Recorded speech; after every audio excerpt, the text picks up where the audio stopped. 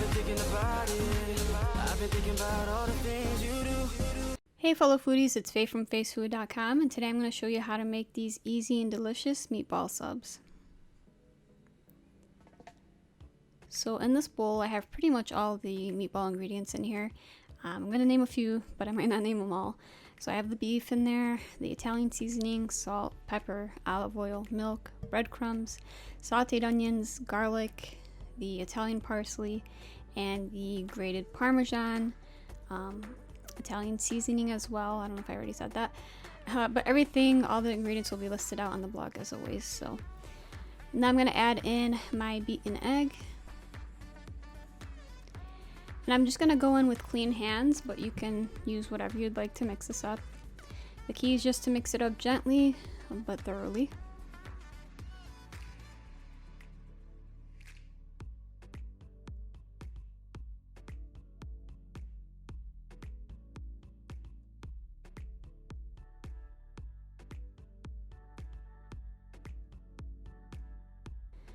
Alright, so once this is all mixed up, I do like to give it a taste. This is just me. If you're super squeamish, do not do this, but I like to give it a taste and adjust for seasoning if needed, with salt and pepper. So anyways, once I'm satisfied with the taste, I'm going to go ahead and roll the actual meatballs out. And how big you're going to make them is really going to depend on the size of the roll you get. So that's really up to you. But anyways, so I'm placing them on a baking sheet that is lined with aluminum foil. I did oil up the foil a bit. And I'm just going to continue to roll these out until they're all on there. I'm going to bake them at 375 for 16 minutes. And you can see they get nice and golden brown. And you can see that the fat oozed out because I did use a fattier beef. And I'm using like these Italian rolls that I found at the market. For me, they were the perfect size. And what I'm doing is I'm just laying them flat on a unoiled pan over like medium-high heat, just to toast them up a bit. Because I find that when you toast them up, the bread obviously won't get as soggy once the actual sauce and everything is in there. So it just kind of builds up a nice kind of protective layer on the bottom. Right, so once all the rolls are toasted up, you can move on to doing this part, which is basically just saucing up the meatballs. I'm just using my favorite jarred pasta sauce, kind of jazzed up with some stuff that I add in there. You can use a homemade pasta sauce or a jarred one, whatever you'd like. I also sauteed some onions and some mushrooms. As far as toppings, this is what I'm going with. You can add or take away whatever you'd like. I'm adding in some banana peppers as well. So the sauteed onions are on the bottom. We're adding in the banana peppers, and I'm also going to add in some roasted red peppers. Or I'm sorry, next is mushrooms. The sauteed mushrooms I mentioned. They got a little darker than I'd like, but it's all good. Gonna add in the roasted red peppers now. And these peppers just really add a nice kind of tang to the sandwich that I absolutely love. Kind of cuts the richness of the beef and the umami richness of the mushrooms. So it really just balances everything out. Alright, so once all the toppings are pretty much in there, I'm going to add in the meatballs one at a time.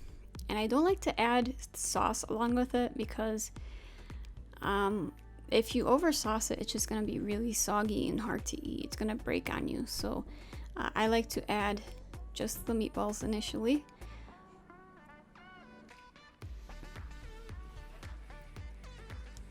Alright, so now that all the meatballs are in the rolls, we can cheese it up with some shredded cheese.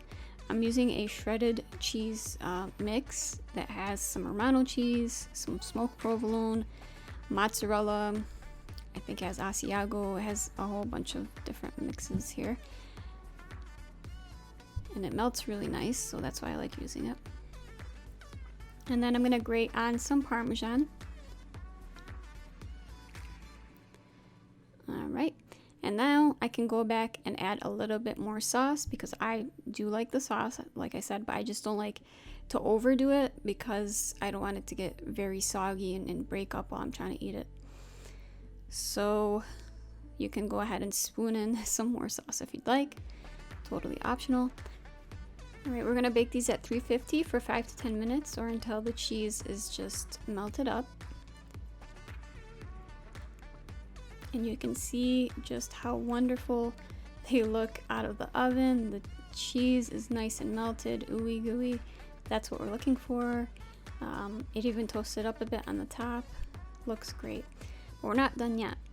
So this is obviously optional, but I also like adding in some iceberg lettuce.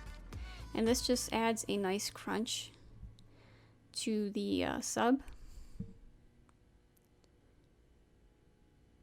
And I add it after instead of all at once because obviously I don't want the lettuce piping hot and wilted.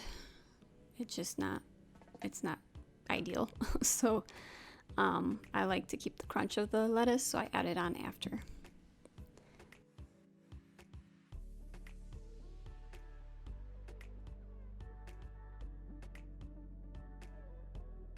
All right, and then now we're going to just garnish it all off with some chopped Italian parsley.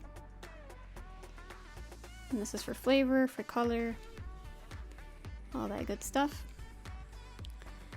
And then once our finishing touch of the parsley is on there, these are officially done. You saw how easy they were to whip up, how quick they were to whip up. Everyone that tastes these will love them. They're amazingly flavorful, great texture differences in there with the peppers and the lettuce and all that good stuff. Give this a try. For the full recipe, it'll be on facefood.com. Comment below if you have any comments or questions. Like this video if you like it, I appreciate it. And subscribe to this channel for more great videos on the way. Until next time, guys, I hope you have a wonderful day. I've been reading you to figure what you're down for. I wanna figure out to make it come around. No, we should quit the game and settle things right here, right now. I've been thinking about it. I've been thinking about all the things you do. I wanna take you from everywhere.